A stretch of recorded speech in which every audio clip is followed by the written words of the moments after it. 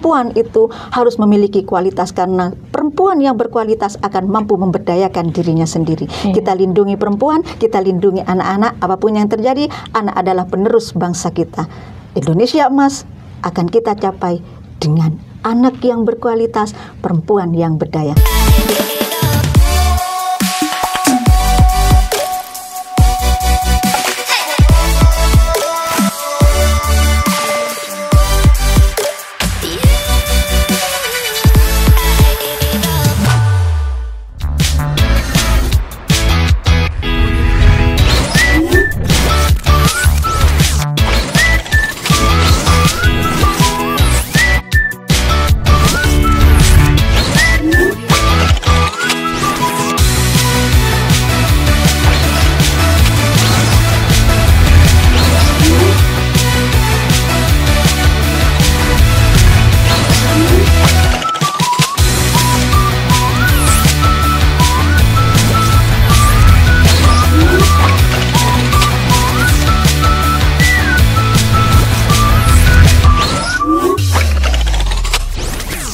Assalamualaikum warahmatullahi wabarakatuh. Berjumpa kembali dalam G-on-C, Gender Online Course Podcast LP2M UIN Sunan Ampel, Surabaya. Pada kesempatan ini kita akan berbicara mengenai fenomena kekerasan pada perempuan dan anak yang lagi booming pada saat ini. Akhir-akhir ini kita sering mendengar bagaimana perempuan itu diintimidasi, bahkan menjadi korban bukan hanya kekerasan tapi juga pembunuhan. Begitupun dengan anak yang seharusnya mendapatkan perlindungan di dalam rumah sendiri. Kita tahu ternyata rumah bukan tempat aman buat anak. Ini begitu miris kita dengarkan, menyiksa batin ini untuk melihat kejadian ini. Pada saat ini kita kedatangan narasumber yang begitu hebat, muda, dan juga luar biasa. Siapa dia? Mbak Afif Hidayatul Mahmuda, Magister Hukum. Bagaimana kabarnya Mbak Afif? Alhamdulillah sehat Bu Yus. Gimana Bu Yus kabarnya? Alhamdulillah. Senang sekali melihat Mbak Afif begini, begitu ceria, cantiknya, ya, begitu peduli juga dengan kaum perempuan, bahkan juga menjadi pemerhati anak. Kita bacakan dulu sejenak apa kegiatan dari Mbak Afif ini. Yang pertama, beliau merupakan community leader komunitas perempuan berkisah di Jawa Timur. Apa itu sih tentang perempuan berkisah? Nanti bisa ditanyakan sendiri ya. Dan juga fasilitator program Roots Kemendikbudristek dengan kerjasama bersama UNICEF pada tahun 2023 sampai 2024. Juga beliaunya mengabdi di koordinator sebagai pengurus ya, begitu ya? Betul. Iya, saya di Yayasan Mutiara Rindang. Oh, ternyata Yayasan Mutiara Rindang, beliau sebagai koordinator program perpustakaan ramah anak. Bagaimana sih literasi tentang anak itu? Ini yang harus kita berikan sejak dini. Kita tahu Indonesia kekurangan bagaimana literasi terhadap anak-anak kita. Dan juga beliau merupakan konselor dan pendamping korban kekerasan Yayasan Pribudaya Komunitas Perempuan Berkisah. Yuk kita ikuti apa sih yang sebenarnya fenomena yang terjadi tentang kekerasan perempuan dan anak. Bagaimana Mbak Afif sebagai usia muda yang melihat fenomena yang begitu miris kita lihat ya, menimpa tentang kaum kita. Apa sih sebenarnya yang dikatakan perempuan oleh Mbak Afif itu? Kalau berbicara perempuan, perempuan itu adalah pemberian Tuhan ya Bu ya, ya kan nggak bisa diotak-atik gitu kan. Tapi kalau ngomongin terkait dengan peran itu kan ngomongin gender, perempuan bisa apapun. Perempuan itu menurut saya istimewa gitu ya, tanpa harus dia berbuat apa, siapa dan bagaimana, karena dia diciptakan Tuhan sebagai seorang perempuan gitu kan. Sebuah yang luar biasa. Saya mengalami pada titik mungkin 7 tahun terakhir Bu, saya bangga terlahir menjadi perempuan. Wow. Jadi kalau sebelumnya mohon maaf Bu, iya saya tahu itu perempuan. Kenapa aku perempuan? Iya betul. Ternyata baru 7 tahun ini. Iya betul. Alhamdulillah COVID memberikan makna ini ya. Bagaimana itu perempuan ya? Gimana ceritanya itu? Apa sih yang membuat bangga Mbak Afif jadi perempuan itu? Oke, terima kasih Bu Yus. Iya. Pertanyaan menarik sekali gitu ya. Sebelumnya saya tidak merasa bangga untuk menjadi seorang perempuan. Saya terlahir menjadi seorang perempuan, Bu Yus. Ya, luar biasa. Karena masyarakat begitu menghakimi perempuan itu luar biasa. Perempuan harus bisa ini, bahkan tertawanya saja itu dinilai, Bu. Betul. Gitu kan? Kok jadi perempuan ketawanya terlalu ini terbahak-bahak, harusnya ditutupi dan lain sebagainya gitu ya. Selalu ada pembandingan bagi seorang laki-laki. Saya dulu pernah menjadi pekerja wartawan gitu ya, pulang jam 12 malam gitu. Kamu tuh perempuan loh, pulang jam segini tuh selalu dijudge bahwa selalu negatif gitu loh. Ya, maka perempuan ada batas ruang.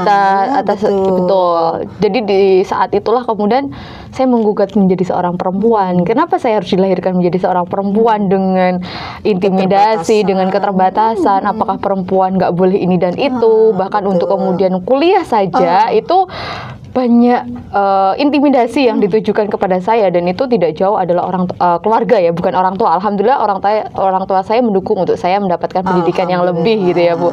Itu yang saya bersyukurnya di situ gitu. Kalau bisa tahu intimidasi apa yang Mbak Afif terima pada waktu itu sehingga menggugat untuk menjadi seorang perempuan? Oke, nah saya tuh dari keluarga yang di desa ya Bu ya, gitu. Kemudian, sama dong, saya di desa.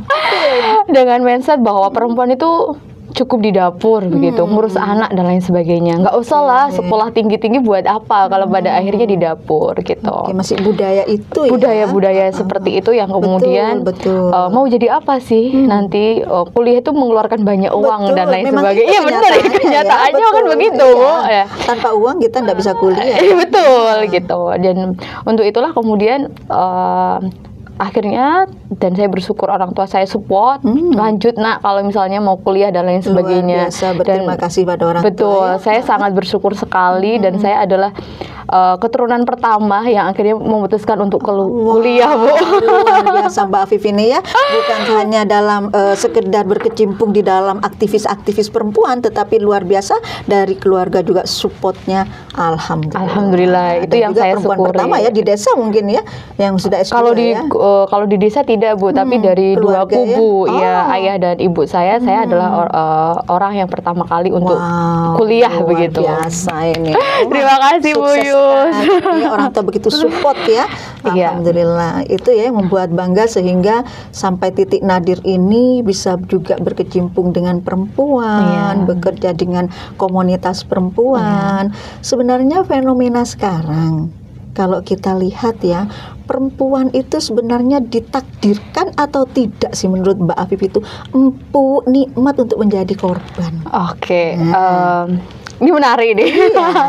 Kalau berbicara perempuan, kan kita tidak pernah bisa untuk memilih apakah kita akan ditakdirkan untuk menjadi seorang perempuan ataukah laki-laki ya Bu. Semua kan adalah pemberian Tuhan. Tapi menurut saya atas pemberian Tuhan itu tidak ada yang kemudian secara kebetulan gitu. Tuhan selalu punya makna tersendiri dan rencana tersendiri gitu. Kemudian kenapa? Makanya tadi saya 7 tahun terakhir kemudian merasa ternyata jadi perempuan tuh luar biasa, istimewa.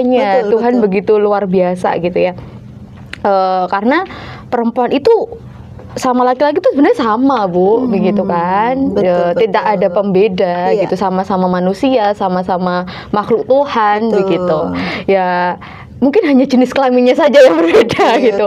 Maka saya karena dengan perjalanan saya begitu, akhirnya saya menyuarakan suara-suara perempuan, khususnya untuk saya pribadi sebenarnya bagaimana perempuan itu sama kok, tidak ada yang beda sama laki-laki, punya hak untuk bersuara, punya hak atas dirinya sendiri, berhak untuk memilih kuliah dan lain sebagainya, pendidikan dan lain sebagainya, semuanya punya akses yang sama. Tapi bagaimana kemudian kita memberikan ruang-ruang itu kepada perempuan atas keterbatasan budaya yang patriarki sekali gitu ya Bu ya, begitu. Apalagi Jawa Timur ya, patriarki itu masih luar biasa. Luar biasa sekali. Atau kebudaya ketimuran lah yang harus menganggap perempuan itu harus tawadu, entah itu kepada siapa dalam koridor yang berbeda makna. Tetapi kekerasan yang terjadi kepada perempuan baik di ranah publik, kemudian di kantor, bahkan di rumah sendiri, itu merupakan fenomena yang banyak yang terjadi.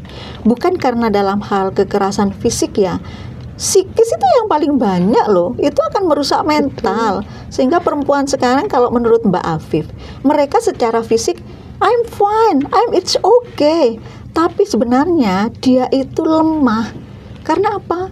Karena dia menjadi korban. Betul. Entah itu dari suaminya, entah itu dari atasannya, atau di ruang-ruang publik yang secara mental bisa mengintimidasi, mempunyai mental illness. Bagaimana respon dari Mbak Afif? Nah, ini luar biasa kalau ngomongin fenomena ya Bu Sriah ya. Karena saya juga mendapatkan data gitu ya dari Simponi Kemen PPA. Betul. Itu sepanjang tahun 2024, artinya hampir mau 1 tahun ya Bu. Betul, di penghujung, di penghujung tahun ini betul, ya Bu. Ya. Itu sudah sekitar 20.924 Ibu. Banyak sekali gitu kan. Dan kemudian di Jawa Timur khususnya itu terjadi sebanyak 1058 kasus yang terjadi pada perempuan dan anak begitu.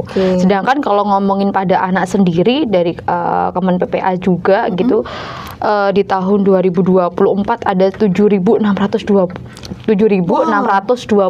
kasus pada anak. Luar biasa. Miris rasanya Bu. Banyak sekali. Itu terjadi di ruang publik atau memang itu semua? Atau seperti apa data yang tadi dirilis itu?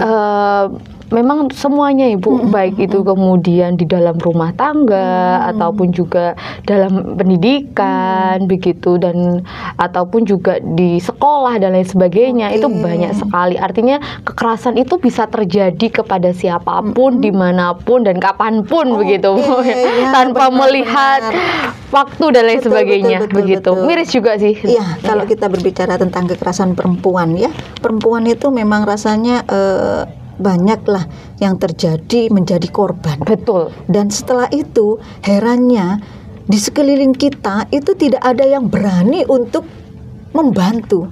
Ini ada fenomena kemarin di salah satu pom bensin. Kalau Ibu tanya ya, mungkin juga masuk di dalam data Mbak Afif ini ya, bahwa dia itu lari menyelamatkan diri di pom bensin, ternyata tidak ada yang bantu. Oke, Mbak Afif tadi mengatakan kita banyak fenomena tentang kekerasan seksual pada perempuan.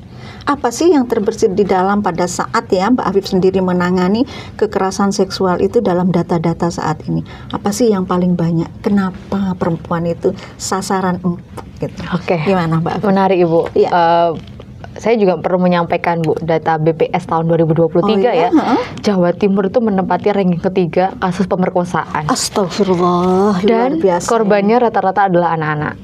Ini kemudian menjadi miris untuk kita bersama sebenarnya. Ya, kenapa kemudian perempuan menjadi korban lagi dan lagi gitu kan? Itu tidak bisa kemudian kita lepaskan dari perjalanan panjang begitu ya Bu ya. Karena pertama, budaya kita masih patriarki. Kita anak kandung dari budaya patriarki dan kita menolak itu. Salah satunya saya menggugat itu juga. Ya? Padahal itu sudah terjadi pada kita ya. Mau tidak mau kita harus menerima itu. Maka saya menggugat itu karena dengan budaya patriarki artinya menempatkan perempuan itu sebagai pelayannya bagi laki-laki. Padahal dalam agama Islam tidak begitu. Tidak begitu, kan begitu ya Bu ya. Iyalah. Kemudian perempuan dijadikan sebagai objek seksualitas gitu. Ini yang kemudian menjadi miris juga gitu ya. Perjalanan yang cukup panjang gitu. Bagaimana kemudian yang kedua adalah bagaimana perlindungan hukum kita kepada perempuan itu masih rendah gitu. Belum tercover semua. Belum. Ya? Dan itu kan masih perjalanan di tahun 2021 dengan terbitnya Undang-Undang TPKS ya Bu. Dan itu kan luar biasa sekali perdebatan, betul. Perjalanan panjang untuk mengetok itu saja gitu loh Bu. Itu membutuhkan waktu yang sangat panjang. Betul. Dan itu tidak kemudian selesai ketika diketok sudah selesai kan tidak. Tapi bagaimana kemudian pemulihan bagi korban, memberikan hak-haknya bagi korban. Ini masih perlu pengawalan implementasi yang luar biasa untuk kemudian kita gerakkan gitu. Oke, dampaknya luar biasa kepada seorang korban, baik secara psikis, baik secara fisik ya. Kalau fisik mungkin cepat teratasi ya, tapi kalau kita berbicara tentang psikis luar biasa. Nah, kekerasan seksual saat ini kan sudah merambah pada anak ya. Kita tahu fenomena yang terjadi di Jawa Timur. Insya Allah bulan 9 kalau tidak keliru ya menurut data ya, itu kita kan tahu seharusnya rumah itu adalah tempat aman bagi si anak untuk terhindar dari pelecehan, untuk terhindar dari kekerasan, tapi kenyataannya ibunya sendiri yang menjual. Nah, itu juga, itu Bu. dia fenomenanya itu.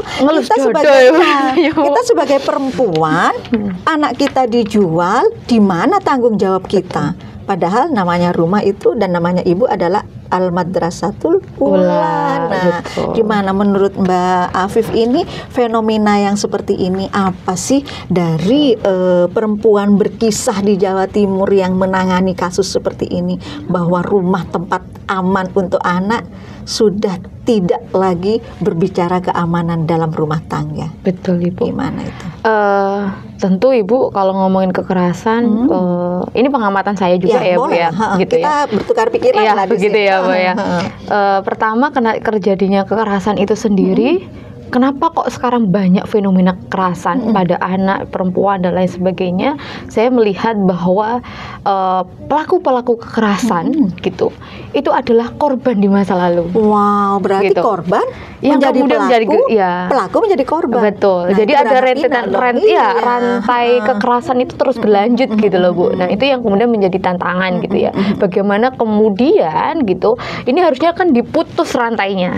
Nah ada masa-masa balas dendam, ada penormalisasian kekerasan yang kemudian terjadi. Anakku kalau nggak dipukul, aku dulu kalau dipukul tuh jadi kuat gitu. Ya itu harus aku lakukan pada anakku gitu kan. Nah ini kan artinya penormalisasian kekerasan. Nah yang kemudian pada era sekarang yang kemudian anak-anak tuh ini ya Bu, ungkapan-ungkapan netizen ya. Anak-anak sekarang tuh strawberry, anak-anak sekarang tuh nggak kuat dan lain sebagainya. Kan begitu. Nah artinya loh kenapa hal-hal yang baik itu harus dilakukan dengan cara yang keras gitu. Padahal hal-hal yang baik itu harusnya dilakukan dengan cara yang baik gitu, dengan penuh kasih sayang, dengan penuh perhatian kepada anak. Anak-anak itu kan tidak mau dilahirkan, tapi kan yang menginginkan pelahiran adalah orang tua ya Bu. Nah, tetapi sayangnya banyak orang tua yang kemudian tidak sadar bahwa dirinya menjadi seorang orang tua gitu kan, yang hadir secara emosional begitu. Jadi banyak orang tua yang belum siap menjadi orang tua sebenarnya Bu di sini. Kalau kita berbicara tentang orang tua, penormalan dalam mereka yang pernah menjadi satu pelaku. Nah, kita kan sekarang berbicara tentang pola asuh. Oh iya, betul. Pola asuh yang seperti apa sih yang kira-kira bisa melindungi anak kita dari korban kekerasan seksual ini kalau menurut Mbak Afif dari data yang ada? Nah, ini menarik. Perlu Ibu kalau ngomongin terkait dengan kekerasan seksual gitu ya. Pertama adalah anak-anak itu kan peniru ulung. Jadi kemudian perlu kita contohkan. Anak-anak itu tidak butuh dinasihati, tapi perlu contoh begitu. Dan itu harus sejak kecil. Oke, kalau kita berbicara pola asuh untuk menghindari kekerasan seksual pada anak ya, sexual abuse ya yang sekarang ini lagi marak. Nah kemarin itu yang kita tahu banyak sekali bahwa sexual abuse itu dari keluarga sendiri. Betul, atau orang terdekat. Orang terdekat. Nah, bagaimana dengan data yang ada di Mbak Afif itu, apakah benar ini? Benar Ibu. Jadi ya? Rata-rata yang kemudian menjadi pelaku kekerasan bagi seorang anak itu bukan orang yang jauh, bukan orang asing, tapi adalah keluarga, kakek, paman, ayah. Lingkungan-lingkungan terdekat Ibu, sebenarnya itu yang kemudian terjadi. Ini kan tentu menjadi kemirisan kayak hati nurani seorang manusia sudah mulai pudar kan begitu ya Bu ya. Itu dia, tidak ada lagi pendidikan-pendidikan yang membuat anak itu nyaman di dekapan kita ya. Betul. Jadi memang itu realitasnya ya di lapangan. Iya, betul Ibu. Dan kemudian makanya padahal anak-anak itu kan peniru ulung ya Bu ya. Mereka akan mengikuti sebagaimana orang dewasa terdekatnya memperlakukan dia, kan begitu juga. Gitu. Nah makanya sebenarnya kalau ngomongin parenting anak, kita harus paham juga karakter anak Ibu. Jadi kalau ngomongin misalnya anak usia balita itu, anak usia 0 sampai 6 tahun itu apa kata ayah dan ibuku. Jadi dia akan lebih percaya apa kata orang tuanya, sekalipun maka kemudian hal-hal ini perlu masuk nih, edukasi ini perlu diajarkan. Betul, betul itu. Jadi kayak misalnya siapa saja yang boleh menyentuh dan nanti boleh siapa saja, kalau misalnya terjadi bagaimana, siapa yang boleh mencium, dan itu harus ada konsen pada anak dan itu perlu diajarkan sejak dini oleh orang tuanya. Jangan sampai kemudian nanti kalau paman cium kamu tak kasih uang ya, terus mau. Nah, ini kan berarti kan tidak ya, kan begitu ya. Harus selalu ada kontrol dari orang tua, siapa yang boleh memegang alat kelaminnya pada saat dia mencuci alat kelaminnya, mungkin masih kecil, bisa juga baby sister atau misalnya pengasuh atau orang tua, nenek. Dan mungkin juga yang lebih awal kita terapkan, mandinya ini tidak boleh dengan bapaknya kalau anaknya perempuan, mungkin gitu ya. Atau menurut Mbak Afi sendiri seperti apa kalau misalnya dibalik ini anaknya perempuan sudah umur 2 tahun lalu mandi sama bapaknya atau bapaknya memandikan si anaknya. Nah, ini gimana fenomena seperti ini? Jadi ada pembatasan sih sebenarnya kalau ngomongin 0 sampai 2 tahun itu semuanya sih benernya ya Bu ya. Semuanya berkontribusi gitu pada anak. Jadi bekerja sama gitu. Anak ini terlindungi. Terus gitu. Kemudian kalau ngomongin 3 sampai 5 tahun begitu 2 sampai 6 tahunan lah ya Bu, itu harus dekat sama ibunya begitu. Iya. Ini menarik sekali ya Bu, dan itu memang betul sekali. Jadi pembatasan itu, karakter itu harus dimulai dari orang tua terlebih dulu gitu. Dan kemudian kalau tadi saya lanjutkan dulu juga ya Bu ya. Terus. Kemudian kalau ngomongin hal fenomena tersebut, kita tidak bisa melepasnya juga peran guru gitu. Kalau tadi usia 0 sampai 5 tahun ke orang tuanya. Kemudian 7 sampai 13 tahun itu masuknya ke guru.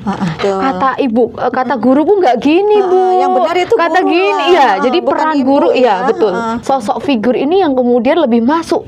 Teladannya berarti guru ya, betul, sekolah ya. Betul. Nah, paling tidak ada sekolah ramah anak. Betul. Bagaimana kita itu bisa menitipkan anak-anak kita secara senang. Betul, Bu. Kita yang bekerja sebagai perempuan juga tenang di tempat kerja. Orang tua juga yang misalnya punya kesibukan di mana amanlah menitipkan kepada sekolah ramah anak. Nah, kalau kita berbicara tentang sekolah nih, Surabaya kan juga sudah ada nih di Jawa Timur sekolah tentang ramah anak lah, bukan hanya di negeri ya, di swasta juga sudah banyak. Nah, menurut Mbak Afif sendiri ini, kriteria sekolah ramah anak itu seperti apa sih, baik secara gurunya atau sarana prasarananya? Nah, apa sih yang harus kita menitipkan anak kita yang mencari loh yang seperti itu, ramah anak seperti apa nih?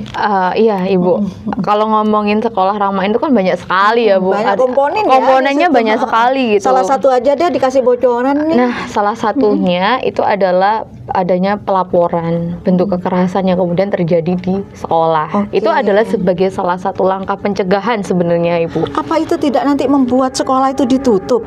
Laporan kekerasan sekolah A terjadi 1 minggu 2 kali.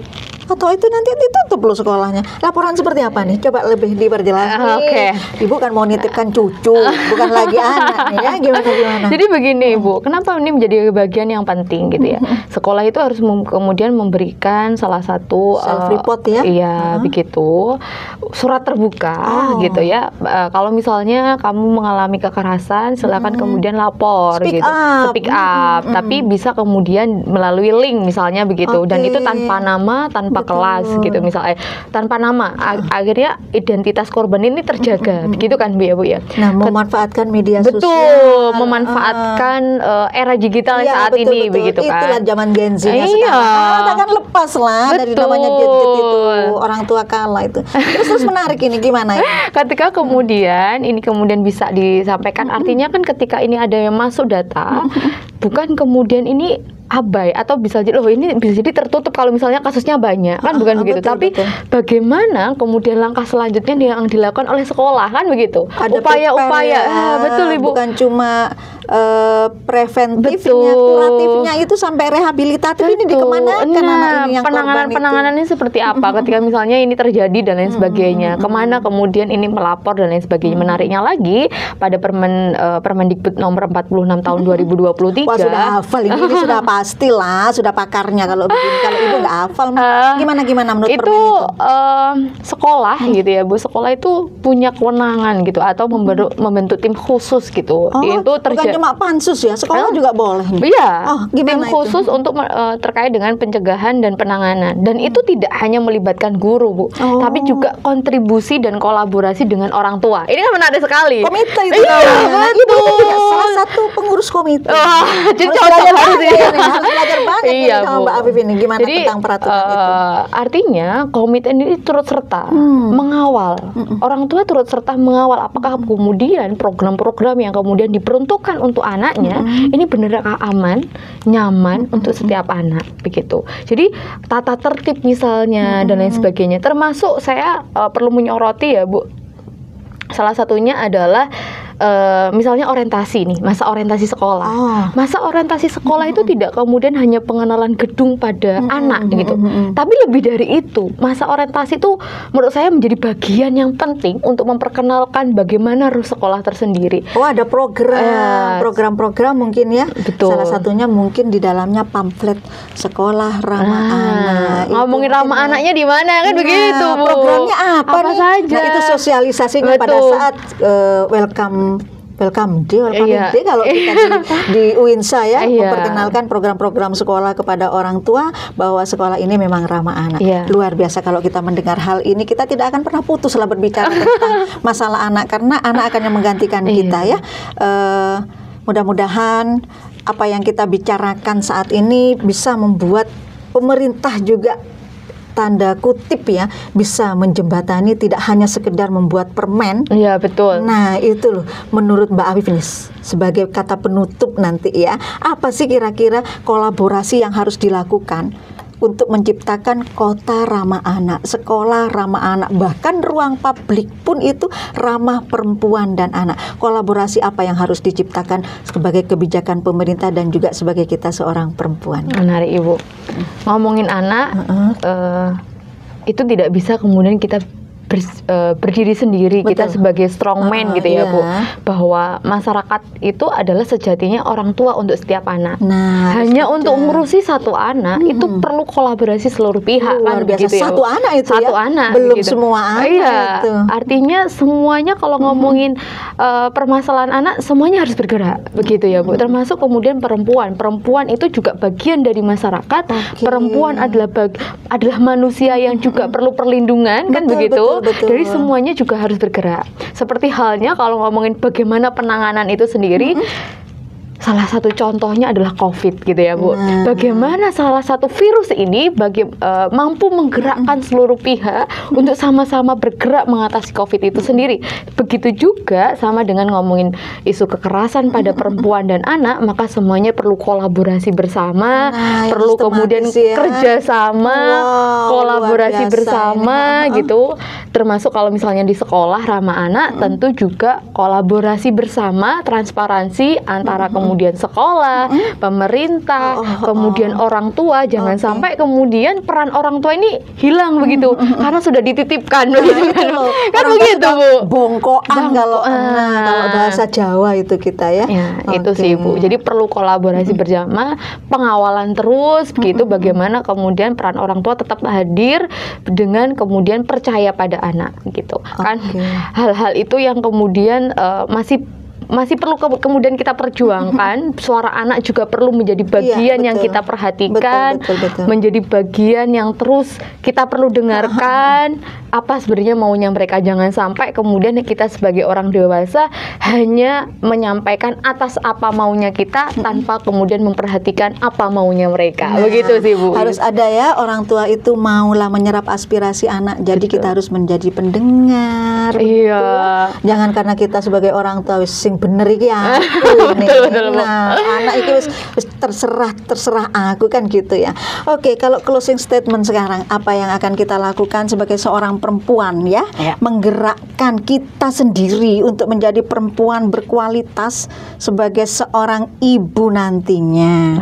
Nah, untuk juga melindungi anak dan perempuan terhindar dari kekerasan, baik kekerasan seksual, kekerasan mental atau kekerasan fisik ya. Jangan sampai anak itu bunuh diri lah karena orang tua sudah tidak mengabaikanlah tentang pengasuhan anak, hak-hak anak. Apa kira-kira closing statement dari Mbak Afif ini? Menarik, terima kasih Bu Yus. Sama-sama saya. Jadilah perempuan yang berdaya, jadilah perempuan yang sadar atas dirinya sendiri, kapasitasnya, maka kemudian terus belajar, karena tidak pernah kata berhenti untuk terus belajar kan begitu ya Bu ya. Manfaatkan, lakukan apa yang menurut kita baik, sekalipun orang mau ngomong apa terkait dengan justifikasi terkait dengan perempuan begitu. Jadilah perempuan yang kemudian perempuan itu sudah istimewa, perempuan itu sudah berharga sejak dia dilahirkan begitu. Jadi kemudian manfaatkan privilege itu begitu, dan kemudian kalaupun ada kerasan yang lawan Bu, kita harus berani bersuara Bu. Harus berani bersuara. Suara perempuan harus diakui. Iya, harus diakui begitu Bu. Oke. Inilah pembicaraan kita di dalam gender online course, bahwa dikatakan perempuan itu harus memiliki kualitas, karena perempuan yang berkualitas akan mampu memberdayakan dirinya sendiri. Kita lindungi perempuan, kita lindungi anak-anak. Apapun yang terjadi, anak adalah penerus bangsa kita. Indonesia emas akan kita capai dengan anak yang berkualitas, perempuan yang berdaya. Terima kasih untuk semua. Terima kasih Mbak Afif. Terima kasih Bu. Luar biasa. Senang sekali bertemu. Saya juga senang nih Bu. Alhamdulillah. Mudah-mudahan kita bisa bertemu di tempat lain ya. Oke, terima kasih untuk semuanya. Kita tutup dengan di sini dengan bacaan hamdalah. Alhamdulillahirabbil alamin. Wallahul muwaffiq ila aqwamit thoriq. Wassalamualaikum warahmatullahi wabarakatuh. Terima kasih. Terima kasih Bu.